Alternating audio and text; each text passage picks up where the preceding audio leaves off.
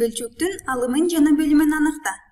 Бул жерде берилген бөлчөк 4төн 3 бөлчөгү. 4төн 3 бөлчөгүнүн бөлүмү кайсы сан, ал эми алымы кайсы сан экендигин аныктайбыз.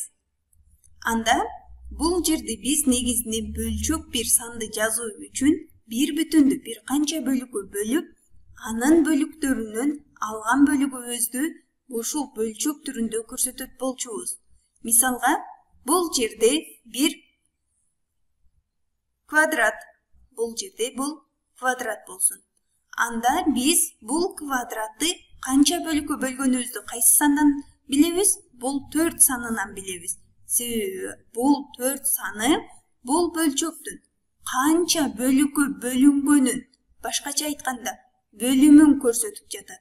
Демек, бул жердеги 4 сандын бөлүмү.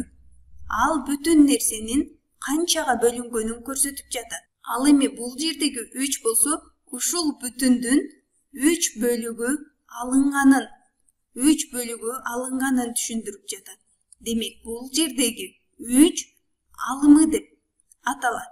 Башкача айтканда, дагы бир мисал менен түшүндүрөлү. Үйдө бир торт бар. Бул торт деп элестетели.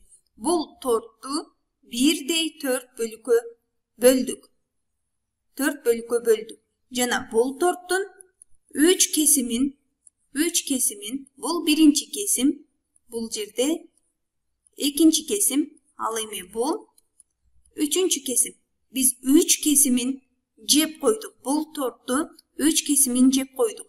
Анда биз бул жердеги тортты көрсөтүү үчүн 4төн 3 бөлчөгүн колдонобуз.